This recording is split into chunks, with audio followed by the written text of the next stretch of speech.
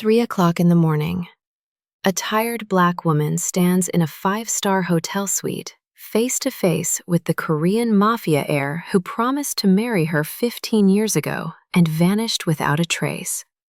But he's not here for love. He's here with a contract. "I need an American wife for my criminal empire," he says, his voice cold as ice, throwing a check for $500,000 on the table. "Your grandmother is dying. This money will save her. All you have to do is marry me." She should spit in his face. She should walk away. But her grandmother is dying, and this monster wearing the face of the boy she loved knows exactly how to trap her. The wedding is a grotesque spectacle. Criminals dressed as businessmen, their wives looking at this black woman with pure contempt, treating her like a decorative trophy in a world of blood money and power. And at night, she hears screams from the basement, sees bloodied men being dragged through corridors, realizes her husband tortures people meters from where she sleeps. But when his father arrives and orders him to divorce her immediately, to marry a Yakuza princess instead, threatening to kill her if he refuses, everything explodes. Because this black woman who survived 30 years of hell is smarter than any of them realize. And what she does next will bring down an entire criminal empire. Before we start the story, comment below where you're watching from and what time it is there. If stories about karma, love, and hidden truths move you, don't forget to subscribe to the channel. 3 o'clock in the morning. The alarm clock screamed in the suffocating darkness of that miserable apartment on Chicago's South Side. And Zuri Thompson, a 30-year-old black woman whose eyes already carried the exhaustion of 3 lifetimes, dragged her aching body from the mattress that sagged in the middle like her broken dreams. The walls were peeling, revealing layers of old paint like scars of time. And when it rained, water dripped from the ceiling into plastic buckets strategically placed around the room. The smell of mold fought for space with the aroma of cheap coffee she prepared with trembling hands. The same coffee she had been drinking for 15 years, ever since he left. Zuri stared at her reflection in the cracked bathroom mirror. A tired black woman stared back at her, with dark circles under her eyes that no amount of concealer could hide, with hands roughened by bleach and hard work, with a heart that insisted on beating, even though it should have given up long ago. She worked 3 jobs. 3. A cleaning lady at dawn in a commercial building downtown, a store clerk during the day, a waitress at night. Every penny, every drop of sweat went to pay for her grandmother's medicines, the grandmother who raised her after her parents died, the grandmother who was now dying slowly in the next room, her weak breathing the only sound in the overwhelming silence of that cursed apartment. But in the rare moments of silence, when exhaustion should have dragged her into dreamless sleep, Zuri did something she swore she would stop doing years ago. She knelt beside the bed and pulled out a shoebox hidden underneath. Her hands trembled as she opened it, as they always did, as they had trembled for 15 years. Inside, a faded photograph. 2 teenagers smiling at the camera with the innocence of those who don't yet know that life is a relentless beast. She at 15, thin and hopeful, her dark skin glowing in the summer sun, and beside her, a Korean boy with gentle eyes, Park Ji-hoon, the boy who promised to return to marry her, the boy who swore, with tears streaming down his face, that he would come back when everything was over. That was 15 years ago. 15 years of waiting. 15 years of hope slowly transforming into scar tissue. She still remembered that summer as if it were yesterday, though she wished she could forget. Ji-hoon had appeared in the neighborhood, running from something she never fully understood, something dark and dangerous that he refused to explain. He worked in a clandestine mechanic shop, slept in a damp basement, and during those 3 months, they fell in love with the desperate intensity of those who know time is borrowed. He was 17. She was 15. They were stupid and young and believed love could conquer anything. On the last night before he disappeared, he held her face in his hands and said, "I will marry you, Zuri. I swear on my life. Wait for me." And like an idiot, she waited. She waited 1 year, 2, 5, 10, 15. Now that promise was no longer hope. It was a cicatrix, a reminder of what could have been and never was. On the other side of the world, in Seoul, Park Ji-hoon was a completely different man. At 32 years old, he was the feared right-hand man of the criminal organization commanded by his father, Park Dae-sung, one of the most powerful Korean mafia bosses in Asia. Ji-hoon wore $10,000 suits, drove armored cars, and commanded entire territories with a single word. His eyes, which had once been gentle, were now pure ice. He executed orders without hesitation, crushed rivals without remorse, and carried in his hands the blood of 15 years of violence. 15 years building an empire of fear. 15 years becoming the monster he swore he would never be. But there was something that haunted him in sleepless nights, when even expensive whiskey couldn't drown the memories. A black girl, an innocent smile, a stupid promise made in a forgotten summer. The memory of Zuri Thompson was the only pure thing left in him, a wound he protected by burying it under layers of brutality. He never went back, not because he forgot, but because he knew he had become exactly the kind of man she should fear, not love. Until the night everything changed. Park Dae-sung, already old and sick, his body ravaged by decades of violence and excess, summoned his son to the private office on the top floor of the glass tower that served as a facade for their illegal operations. Ji-hoon entered with the posture of a soldier, as he always did in his father's presence. The patriarch was standing by the window, looking at Seoul lit up below like a kingdom he owned. Because in many ways, he did.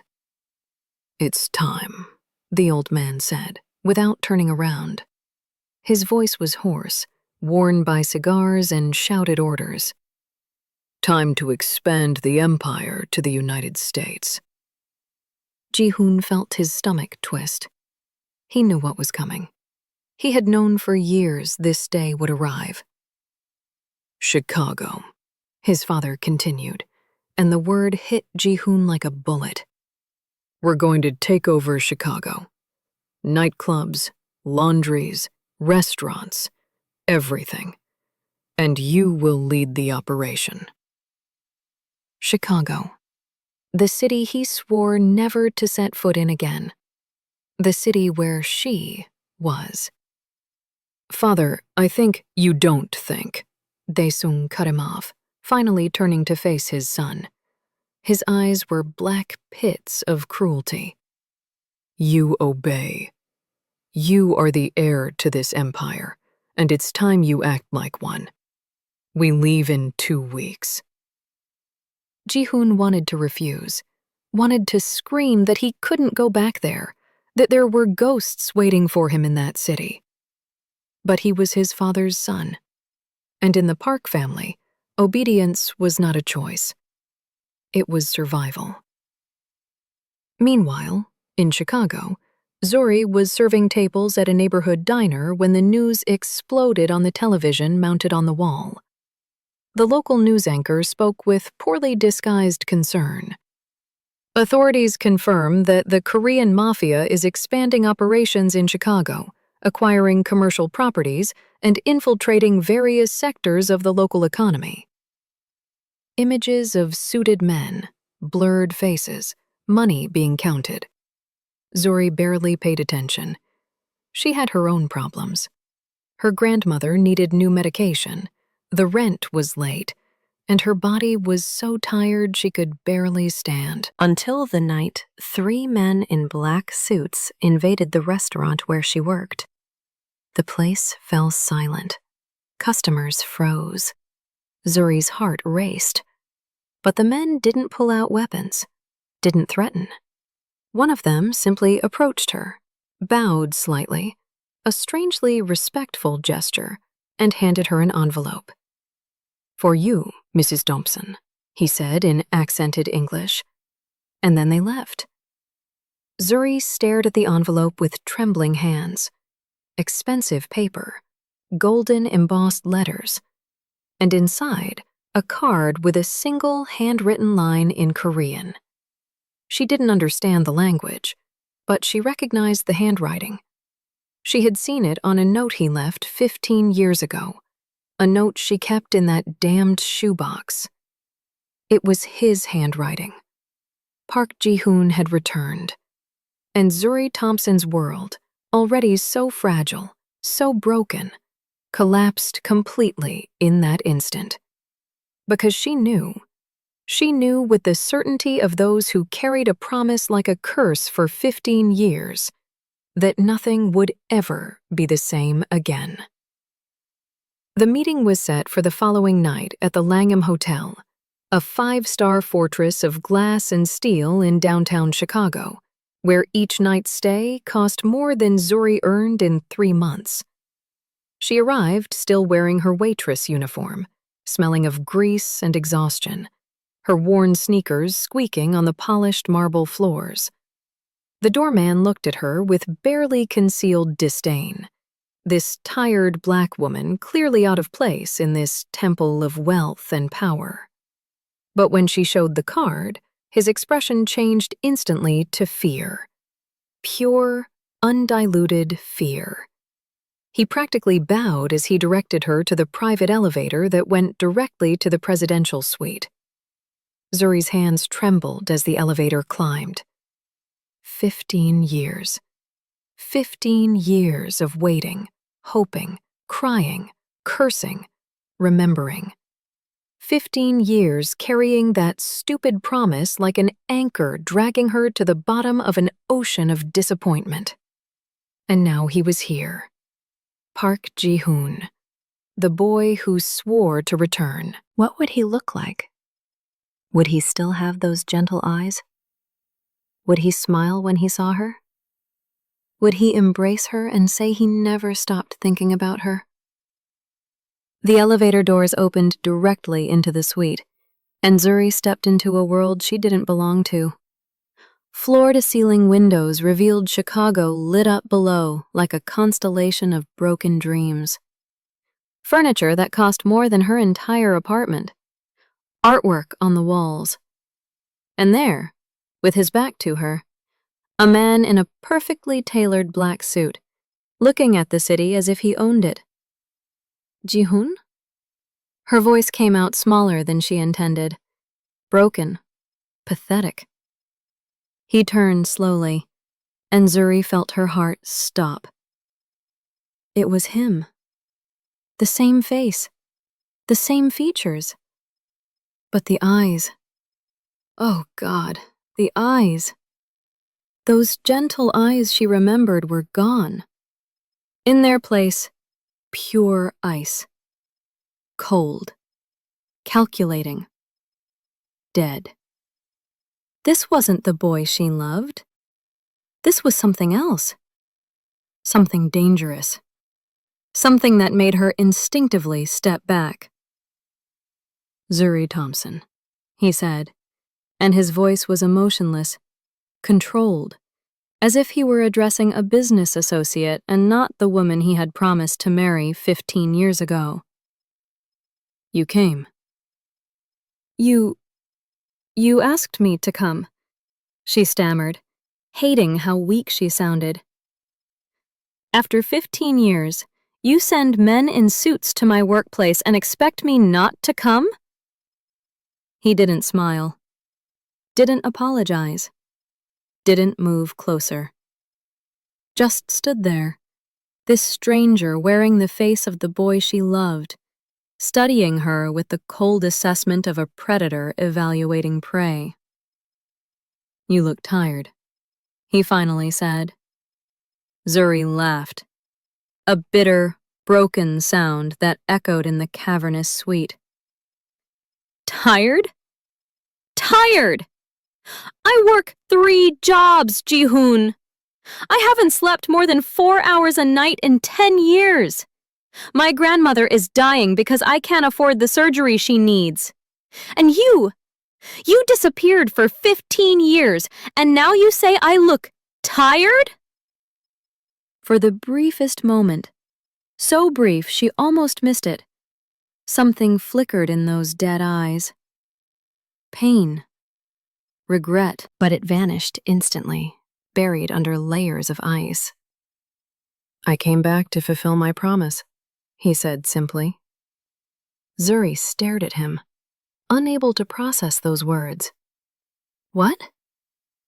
"I promised to marry you. I'm here to fulfill that promise." The world tilted. Zuri grabbed the back of a chair to steady herself. Are you insane? 15 years, Ji-hoon! 15 years! You think you can just walk back into my life and— "I need a wife," he interrupted, his voice still that terrible monotone. "An American wife. Someone with citizenship. Someone who can legitimize my presence here. Make me appear respectable to American authorities while I conduct business." The words hit her like physical blows. Business. Legitimize. Appear respectable. Not love. Not longing. Not, "I never stopped thinking about you." Or, "I'm sorry." Or, "I love you." "So this is what I am to you?" Zuri's voice rose, fury replacing shock. "A convenience? A tool? You need a fake wife for your criminal activities, and you remembered that stupid black girl who was dumb enough to believe your promises?" "It's not like that." "Then what is it like?" She was screaming now, tears streaming down her face, 15 years of pain exploding out of her like a bomb. "You left me! You promised to come back, and you left me! Do you have any idea what that did to me? Do you have any concept of how many nights I cried myself to sleep waiting for you? How many years I turned down good men because I was waiting for you?" Ji-hoon's jaw tightened, the only sign of emotion in that frozen face. "You should have moved on. You should have forgotten me." "You think I didn't try?" Zuri stepped closer to him, her dark eyes blazing with fury and pain. "You think I didn't spend years trying to rip you out of my heart? But you made a promise, Pak Ji-hoon, and I was stupid enough to believe it meant something." Silence fell between them, heavy and suffocating. The city lights glittered below, indifferent to their suffering. Ji-hoon finally moved, walking to an ornate desk and picking up an envelope. He held it out to her. "There's a check in here for $500,000. Zuri stared at the envelope as if it were a snake. "What?" "Your grandmother needs heart surgery. The medications aren't going to save her. This will. Marry me. A legal marriage, documented, legitimate. And this money is yours. Plus a monthly allowance. Plus a house. Plus whatever else you need." You're trying to buy me?" Zuri's voice was barely a whisper now, horror replacing rage. "I'm trying to pay an old debt," Ji-hoon said, and for the first time she heard something beneath the ice. Guilt. Self-loathing. "I'm trying to help you the only way I know how. With money. Because that's all I have to offer anymore." "That's not true." "Yes, it is." He turned back to the window, unable to look at her. "The boy you knew is dead, Zuri. I killed him. I killed him with my own hands, piece by piece. Over 15 years of blood and violence and things you can't even imagine. I am not that gentle boy who worked in a mechanic shop. I am a monster. I torture people. I kill people. I destroy lives without hesitation. And the only remotely decent thing I can do is make sure you and your grandmother survive." Zuri walked up beside him, staring at his reflection in the glass. "Why didn't you come back?" "The truth, not this self-pitying monster speech. The truth!" Ji-hoon was silent for a long moment. When he finally spoke, his voice was barely audible. "My father's men found me 3 days after I last saw you. They dragged me back to Seoul. My father beat me unconscious for running away. He said if I ever tried to leave again, he would kill everyone I cared about. And he meant you, Zuri. He meant he would kill you. So I stayed. I did what he wanted. I became what he needed me to be. And every year that passed, every terrible thing I did, I told myself it was better this way." "Better that you thought I abandoned you than you being dead because of me." "That's a coward's excuse," Zuri said softly. The words cut deeper than any blade. Ji-hoon closed his eyes. "I know. You could have found a way. You could have warned me. You could have sent a letter, a message, something.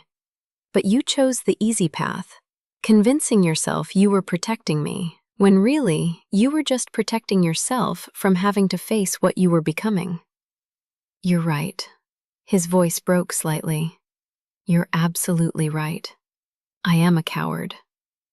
Zuri looked at the envelope still in his hand, then at her reflection beside his in the glass.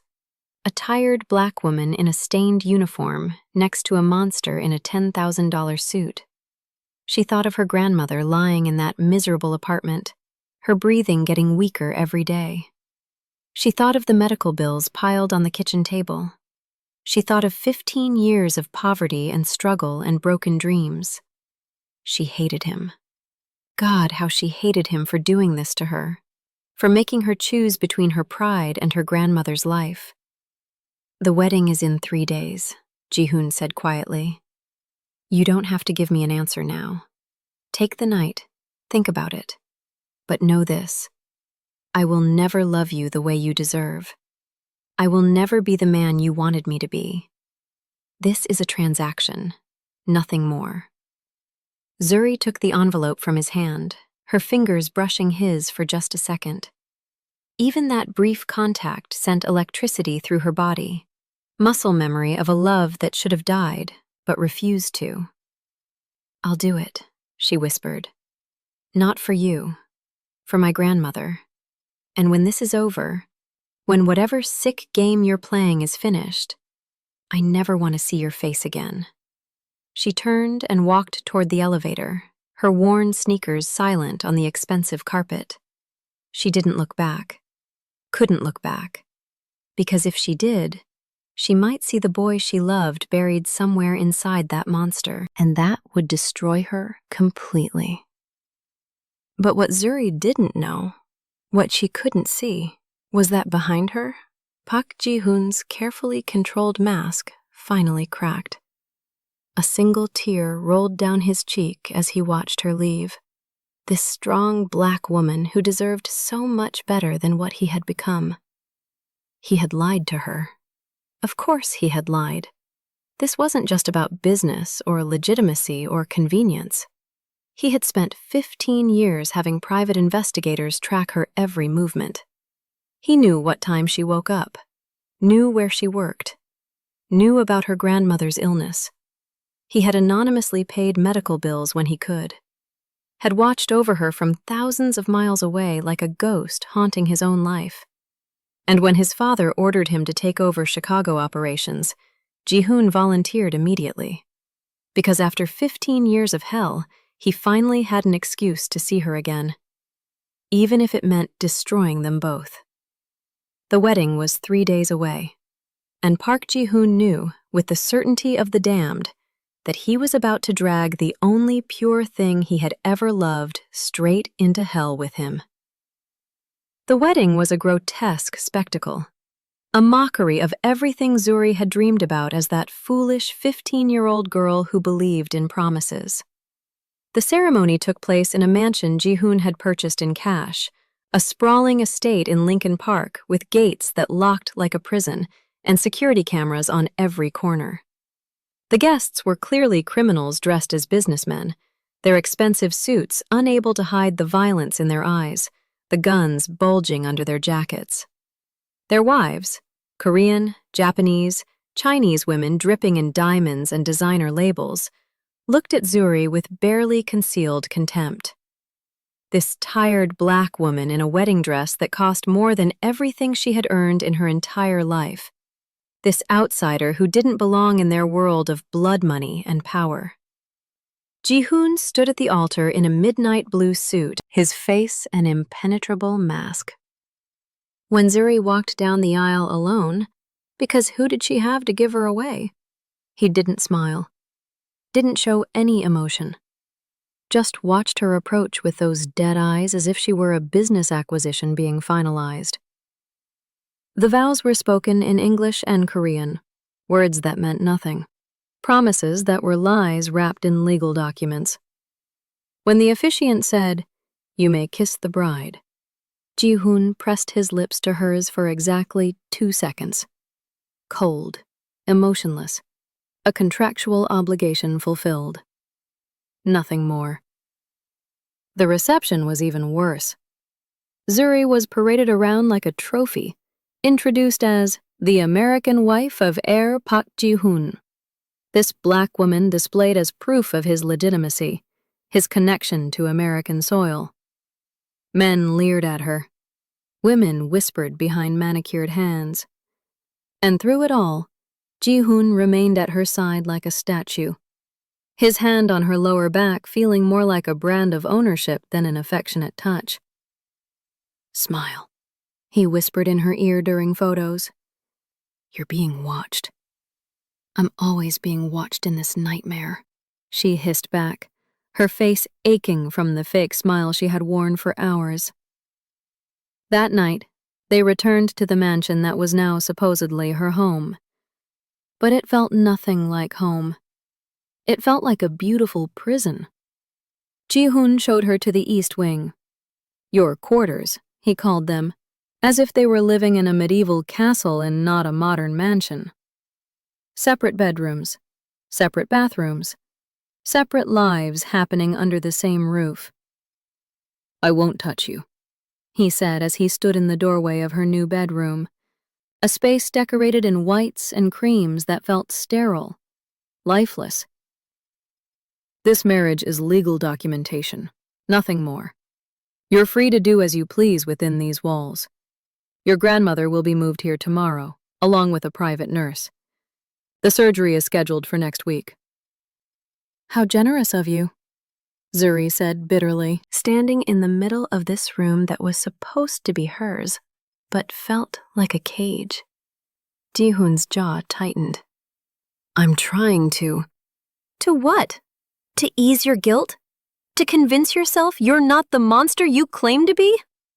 She turned to face him, still wearing that expensive wedding dress that felt like chains. "You can't have it both ways, Ji-hoon.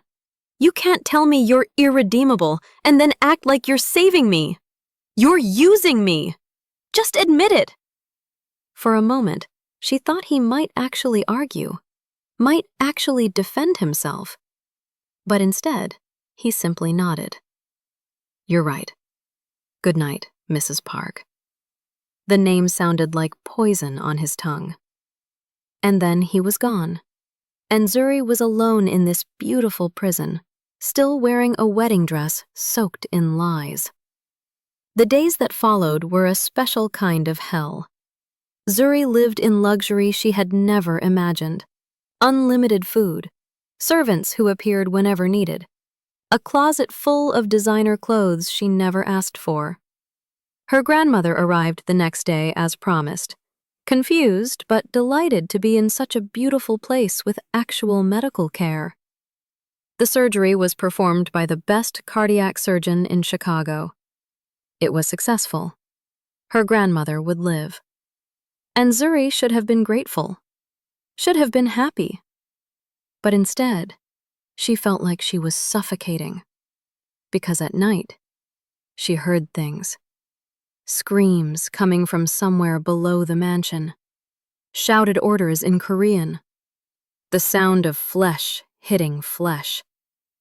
Once, she woke at 3 a.m, that cursed hour when her old life used to begin, and saw through her window a car pulling into the underground garage.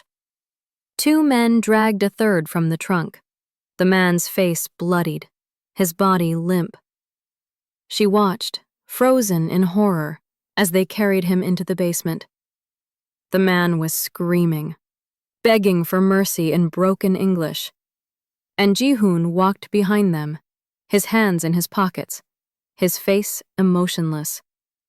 This was the man she had married, this monster who tortured people meters from where she slept. During the day, Ji-hoon was barely present.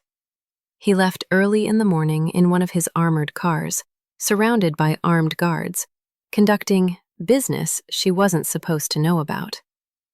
When he was home, he stayed in his office on the 3rd floor, the door always locked, phone calls in rapid Korean that she couldn't understand. They ate dinner together once a week, another part of the performance, he explained, in case anyone was watching. They would sit at opposite ends of an absurdly long dining table, eating food prepared by chefs she never saw, making stilted small talk about nothing. "How is your grandmother?" he would ask. "Better. The surgery worked." "Good." Silence. "How is business?" "Fine." More silence. They were strangers living in the same house. Strangers who had once been everything to each other. But everything changed the night Zuri couldn't sleep and decided to explore the parts of the mansion she had been subtly discouraged from entering. She wandered down corridors lined with expensive art, past rooms filled with furniture covered in white sheets, until she found Ji-hoon's private office. The door was unlocked, carelessly, uncharacteristically unlocked. She knew she shouldn't, knew that nothing good would come from this. But 15 years of questions drove her forward.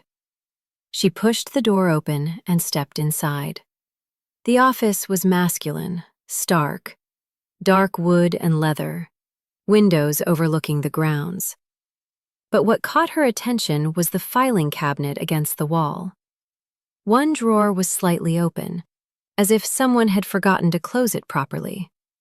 And inside that drawer, Zuri found a folder with her name on it. Her hands trembled as she opened it. And what she found destroyed her. Photographs. Hundreds of photographs. Zuri leaving her apartment building at 3 a.m. for her cleaning shift. Zuri at the store where she worked during the day. Zuri serving tables at the diner. Photographs spanning years. Dated, organized, obsessive. Investigation reports detailing her daily routines, her financial situation, her grandmother's medical condition. Copies of medical bills, some marked "paid anonymously" in red ink. Bank statements showing mysterious deposits that had appeared in her account over the years. Small amounts, never enough to raise suspicion, but enough to keep her afloat. He had been watching her. For 15 years, he had been watching her. "What are you doing in here?" Zuri spun around to find Ji-hoon standing in the doorway, his tie loosened, his jacket gone, looking more human than she had seen him since their reunion. But his eyes, those eyes were filled with something she couldn't name. Fear? Panic? "You've been spying on me," she said, her voice shaking. For 15 years. You hired investigators to follow me. You paid my bills. You watched me like I was some kind of project. Ji-hoon stepped into the room and closed the door behind him. It's not what you think. Then what is it? She threw the folder at him, photographs scattering across the floor like fallen leaves. You said you stayed away to protect me. You said you became a monster and I deserved better. But you've been stalking me for 15 years! I needed to know you were safe. The words exploded out of him, and suddenly the ice was cracking. The mask was shattering. I needed to know you were alive, that you were okay, that my father hadn't... He stopped himself, running his hands through his hair in a gesture so familiar it hurt. You don't understand. My father has eyes everywhere. If he thought you meant something to me, if he suspected for 1 second that I still cared, he would have killed you just to prove a point. So I watched from a distance. I made sure you survived. It was the only thing I could do. That's insane! Zuri was crying now, hot tears streaming down her face. You can't claim you were protecting me while simultaneously invading every aspect of my privacy. You can't say you stayed away while never actually letting me go. I know. Ji-hoon's voice broke completely, 15 years of pain finally erupting. I know it's insane. I know I'm insane. But you were the only good thing I ever had, Zuri. The only pure thing in my entire miserable life. And even though I couldn't have you, even though I had become everything you should hate, I couldn't let you go completely. So yes, I watched you. Yes, I paid your bills when I could. Yes, I tortured myself by seeing you live your life without me, because that pain was the only thing that proved I was still human. The silence that followed was deafening. They stared at each other across the scattered photographs. Two people destroyed by time and choices and impossible circumstances. You're not a monster, Zuri finally whispered. Monsters don't torture themselves like this. Monsters don't care. Then what am I? Ji-hoon's voice was raw, broken. A coward, she said simply. A coward who was too afraid to fight for what he wanted, too afraid to risk everything for love. So you convinced yourself that watching from the shadows was noble, was protective, when really it was just the safest option for you. The truth hung between them like a blade, and Ji-hoon, this powerful man who commanded empires and inspired fear, crumbled under the weight of it. He sank into his desk chair, his head in his hands. You're right, he breathed. You're absolutely right. I am a coward. I always have been. Zuri walked toward him slowly, her heart pounding. She shouldn't feel sympathy, shouldn't feel anything but rage. But she saw him now, really saw him. And she saw that 15-year-old boy still trapped inside, still scared, still running from his father's shadow. She reached out and touched his hair, a gesture so gentle it shattered them both. The boy I loved wasn't a coward, she said softly. He was brave and kind and believed in better things. What happened to him, Ji-hoon? Where did he go? Ji-hoon looked up at her, and for the first time since their reunion, she saw tears in his eyes. Real tears. Human tears. I don't know. I killed him so thoroughly, I don't know if he can ever come back. Then find him, Zuri said fiercely, her dark eyes blazing. Because I didn't agree to marry a monster. I married the boy who promised to love me. And somewhere inside you, he's still there. I know he is." Ji-hoon stood slowly, towering over her, and for a moment she thought he might actually kiss her, actually touch her the way she had dreamed about for 15 years. But instead, he stepped back. "You should go to bed. It's late." The rejection stung worse than any insult. Zuri turned and walked toward the door, her heart breaking all over again. But before she could leave, Ji-hoon spoke one more time. "My father is coming to Chicago next week to supervise operations. When he arrives, everything will get worse. Much worse. And Zuri, I need you to be careful. He can't know that you mean anything to me. He can't know the truth, because if he does, he'll kill you, and I won't be able to stop him." Zuri looked back at him, this broken man in his expensive suit, standing among scattered photographs of the woman he loved but couldn't have. "Maybe death would be kinder than this," she said quietly. And she left him alone with his guilt and his photographs and his 15 years of cowardice. But neither of them knew that outside the office, in the shadows of the corridor, one of Ji-hoon's father's spies had heard everything. And within hours, Park Dae-sung would know the truth. The war was coming, and it would destroy them all. Park Dae-sung arrived in Chicago like a plague, bringing with him an entourage of 20 armed men and an aura of violence so thick it poisoned the air. He was 73 years old, his body ravaged by decades of excess and cruelty. But his eyes were still sharp as knives, missing nothing. The moment he stepped into the mansion, those eyes found Zuri, this black woman, this nobody, this insult to everything he had built. And his face twisted with disgust so pure it was almost admirable in its honesty. "So this is the American wife," he said in Korean, his voice dripping venom. Ji-hoon translated, his own voice carefully neutral, but Zuri didn't need translation to understand the contempt. "A black woman, poor, no family, no connections, no value whatsoever except a passport." He turned to his son, switching to heavily accented English so Zuri would understand every word. "You disappoint me, boy. I send you to build empire, and you marry this?" Ji-hoon's jaw clenched, but he said nothing. Couldn't say anything. Because defending Zuri would confirm his father's suspicions, would sign her death warrant.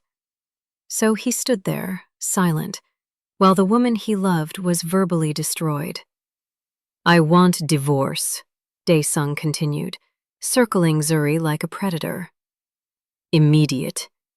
You will marry daughter of Tanaka-san instead. Japanese Yakuza alliance.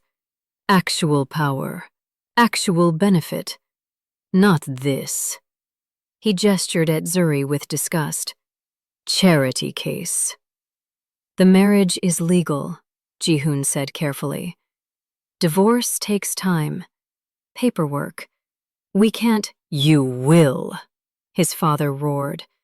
And suddenly the frail old man disappeared, replaced by the monster who had ruled through fear for 50 years. "You will divorce this black whore, and you will marry Tanaka's daughter, or I will kill her myself. Do you understand me, boy?" Zuri felt ice flood her veins. This wasn't a threat. This was a promise. She looked at Ji-hoon, waiting for him to defend her, to stand up to his father, to be the man she needed him to be. But Ji-hoon just stood there, his face a mask, his eyes dead. "I understand, father," he said quietly. And Zuri felt something inside her shatter completely. He was choosing his father. choosing the Empire, choosing everything except her. Again. That night, after this Hung had retired to the master suite, forcing Ji-hoon and Zuri out of their own rooms like they were servants, Zuri found Ji-hoon standing on the balcony of a guest room, staring at Chicago's lights as if they held answers. "You're really going to do it," she said. It wasn't a question. "You're going to divorce me and marry some Yakuza princess to make Daddy happy." "It's more complicated than—" "It's not complicated!" She was shouting now, not caring who heard. "You're a coward! You've always been a coward! You ran from your father 15 years ago and you're still running! You hide behind this performance of being a monster, but really you're just a scared little boy who can't stand up to his daddy." Ji-hoon spun around, and for the first time since his father arrived, she saw emotion crack through. Rage. Pure, incandescent rage. "You have no idea what you're talking about. You don't know what my father is capable of. You don't know what he's done." "Then tell me!" Zuri screamed back. "Stop hiding! Stop making excuses! Tell me the truth for once in your miserable life!" The dam broke. 15 years of silence, of secrets, of buried pain came flooding out. "He killed my mother," Ji-hoon said, his voice shaking. "When I was 12 years old. She tried to run away, tried to take me with her. He found us at the airport. He dragged us back home. And he beat her to death in front of me while his men held me down and made me watch.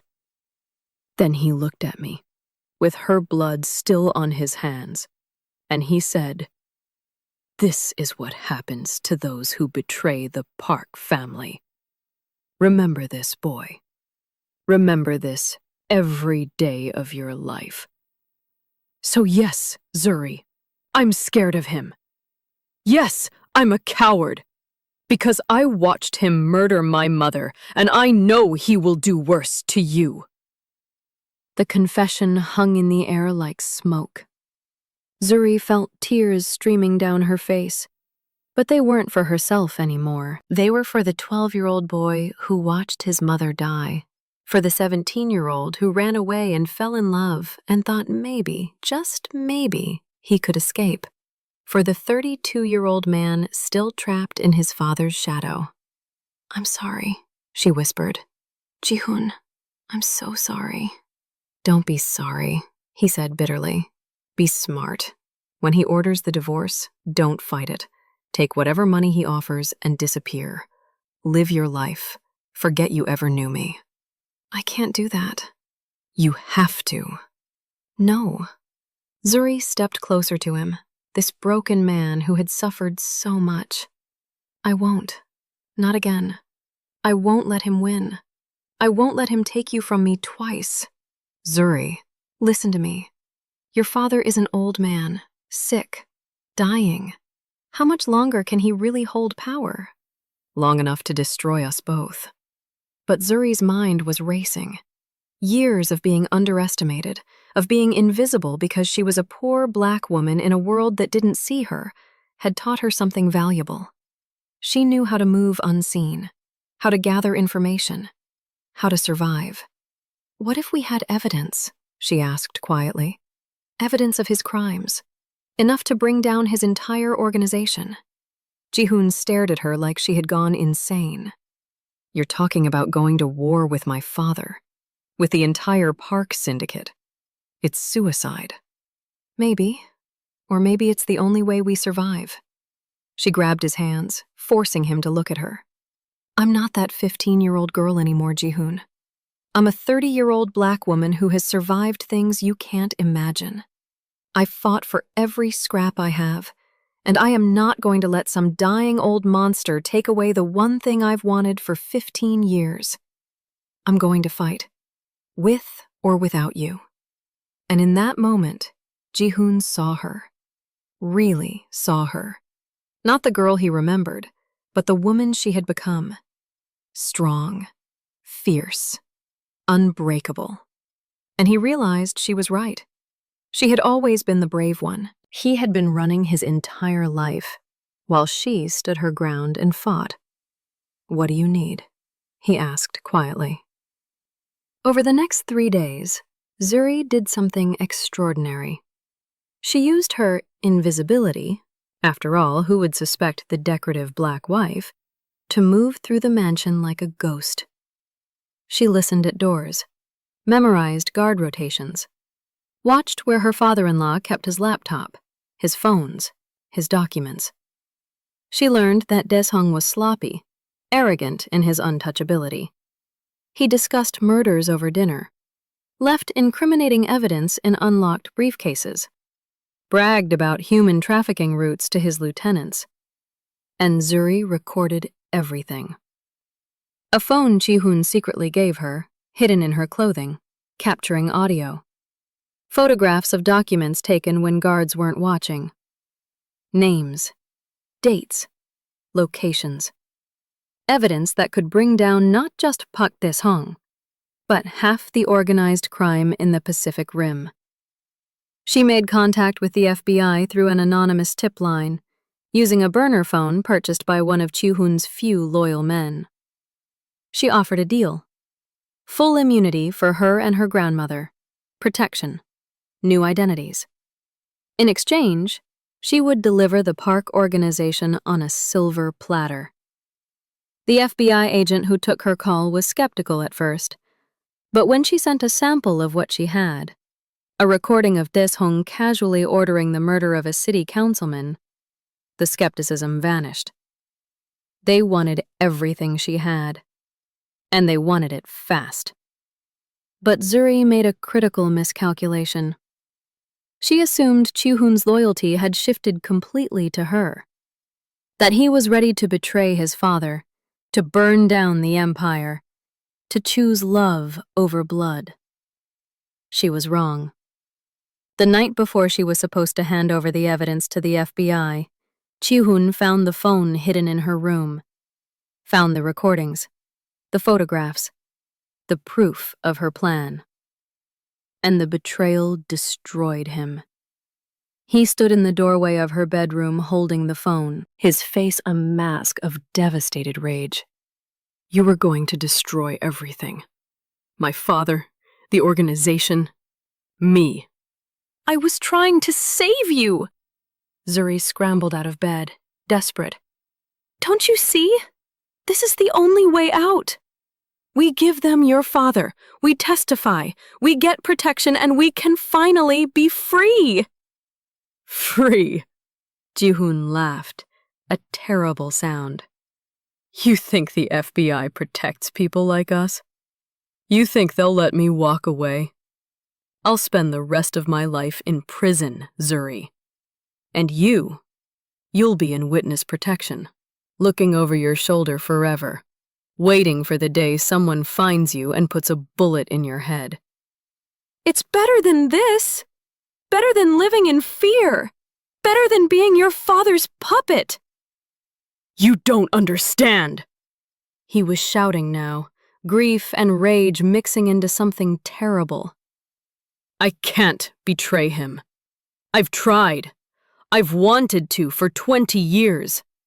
But every time I think about it, I see my mother's face. I see her blood. And I freeze." "Then you're choosing him over me," Zuri said, her voice breaking.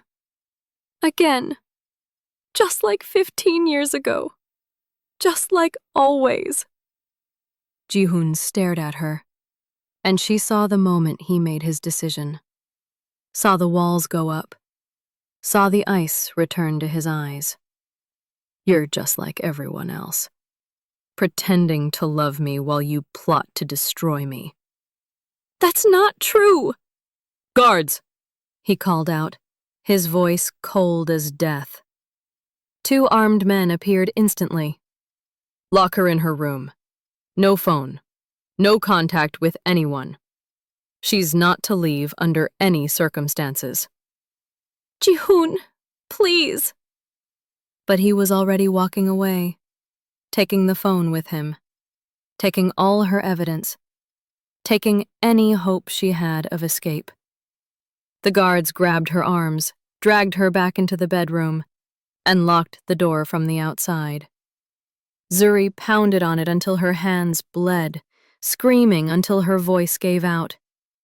She was a prisoner in this beautiful hell, and the man she loved had put her there. But what Ji-hoon didn't know, what Zuri hadn't told him, was that she had already uploaded copies of everything to a secure cloud server. The phone was just a decoy, and she had a backup plan. Because Zuri Thompson, this black woman who had survived 30 years of a cruel world, who had worked 3 jobs and raised herself and refused to break no matter how many times life tried to destroy her, was smarter than any of them gave her credit for. The real war was about to begin, and it would end with blood. 3 hours later, the mansion exploded into chaos. FBI agents breached the gates with a battering ram and flashbang grenades. Helicopters circled overhead, searchlights cutting through the night. Armed men in tactical gear swarmed through corridors shouting commands. Daesung's guards opened fire, and suddenly the beautiful mansion became a war zone. Zuri heard the gunshots and knew. This was it. Her backup plan had worked. The FBI had received the cloud files and acted immediately. She heard footsteps running toward her room, heard the door being kicked open.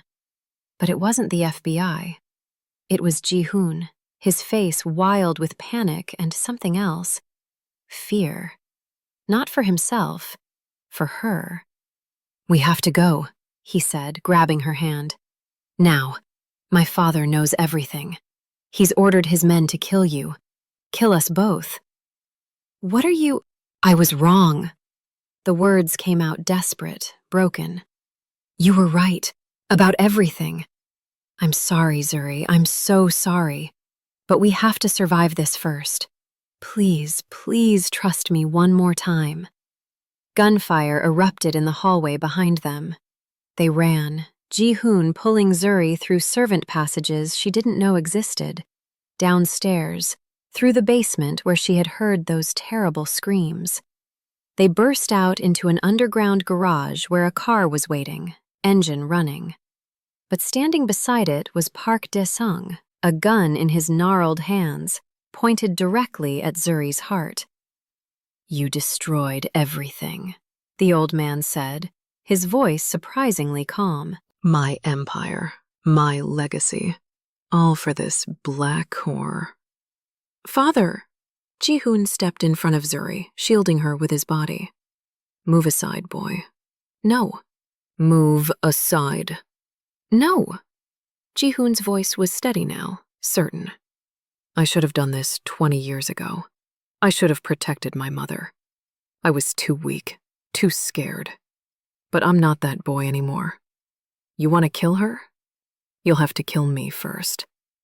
Daesung's face twisted with rage and something that might have been pride. Finally you act like a Park, like a man. But you're still a fool." He adjusted his aim, finger tightening on the trigger. The gunshot was deafening in the enclosed space. But it wasn't Daesung who fired. It was Ji-hoon. The old man looked down at the spreading red stain on his chest, then up at his son with something almost like satisfaction. "Good boy," he whispered. "You finally learned." And then Park Daesung, terror of the Asian underworld for 50 years, collapsed and died on the cold concrete of his own garage. Ji-hoon stared at the gun in his hand, at his father's body, and Zuri saw him break completely. He had killed the monster, but in doing so, he had become everything he feared. "Ji-hoon," she reached for him. "Don't," he said, his voice dead. "Don't touch me. I'm exactly what I always said I was. A murderer. A monster. You saved my life. By killing my father. By becoming him. The sound of boots thundering down the stairs interrupted them. FBI agents flooded the garage, weapons raised. Hands up! Both of you! Now! Ji-hoon dropped the gun and raised his hands. Zuri did the same. And as they were separated, handcuffed, read their rights in voices that barely penetrated the shock, Zuri met Ji-hoon's eyes one last time. I forgive you, she said. And she saw, for just a moment, tears streaked down his face before they dragged him away. The trial lasted 6 months. Ji-hoon testified against every member of his father's organization in exchange for a reduced sentence. He gave the prosecutors everything: names, dates, bank accounts, burial sites. He burned down the empire with his own words. And through it all, he never looked at Zuri where she sat in the gallery, this black woman who had saved him by destroying him. He was sentenced to 15 years. The judge called it mercy. Ji-hoon called it what he deserved. 2 years passed. Zuri used the reward money from the FBI and her legal inheritance from the Park estate to do something extraordinary. She opened a community center in the South Side, in the same neighborhood where she grew up. A place offering education, job training, counseling for young people, especially young Black people, at risk of falling into the same traps that had destroyed so many lives. She named it Hope House, because even after everything, she still believed in hope. Her grandmother lived to see it open, strong and healthy thanks to the surgery, and cried tears of joy at what her granddaughter had built from ashes. And every month, Zuri wrote a letter to inmate 847392 at FCI Terre Haute. She told him about Hope House, about the kids they were helping, about the lives being saved, about second chances and redemption, and the possibility that monsters could become men again. For 6 months, her letters went unanswered. Then one day, a letter came back. Just 3 words in handwriting she recognized. Thank you. I'm sorry. It wasn't much, but it was a beginning. The day Ji-hoon was released after serving 2 years of his sentence, time reduced again for continued cooperation with federal prosecutors, he walked out of prison into the pale autumn sunlight to find a single person waiting. A Black woman in jeans and a Hope House t-shirt, leaning against a car, her hair natural and beautiful, her eyes still holding that fierce strength that had saved them both.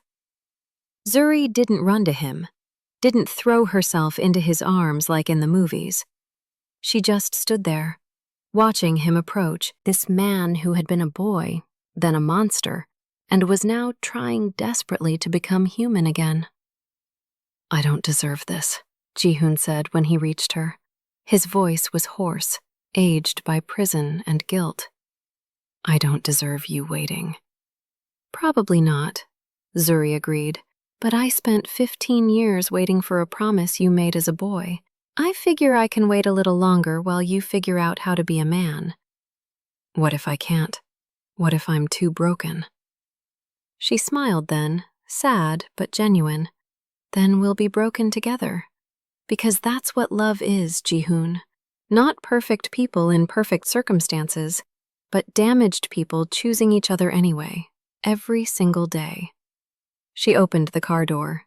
Get in. You're going to volunteer at Hope House. You're going to help kids who grew up like you did, trapped by family and violence and impossible choices. You're going to learn what it means to build instead of destroy. And when you're ready, if you're ever ready, maybe we'll talk about that promise again. Ji-hoon climbed into the car, this second chance he didn't deserve but was being given anyway.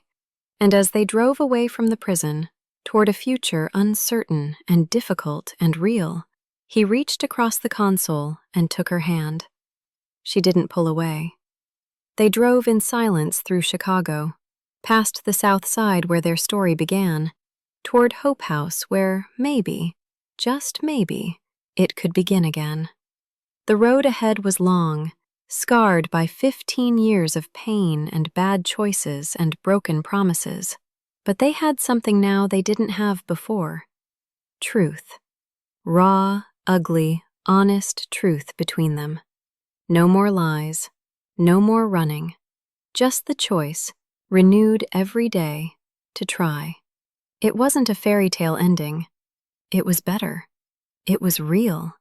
And for the first time in 15 years, Park Ji-hoon allowed himself to hope that maybe, just maybe, the boy who made a promise to a black girl in a forgotten summer could still keep it after all. Not the way he intended, not with romance and easy happiness, but with work, with sacrifice, with the daily choice to be better than what his father made him. Zuri squeezed his hand as they pulled up to Hope House, where 24 kids were playing basketball in the yard, their laughter echoing like possibility. "Ready?" she asked. Ji-hoon looked at her, this incredible woman who had saved his life by refusing to give up on him even when he gave up on himself. And he smiled. A real smile. Broken and uncertain, but genuine. "Ready," he said. And together, they walked toward their second chance. If this story moved you, pause for a moment and reflect. Have you ever been underestimated because of who you are, where you come from, or how you look? Have you ever loved someone who became unrecognizable, who chose fear over fighting for what mattered? Have you ever had to make an impossible choice between survival and dignity, between saving someone you love and protecting your own heart? Share your experiences and feelings in the comments. We read every single one. And if you believe in stories about redemption, resilience, and second chances, don't forget to subscribe to the channel.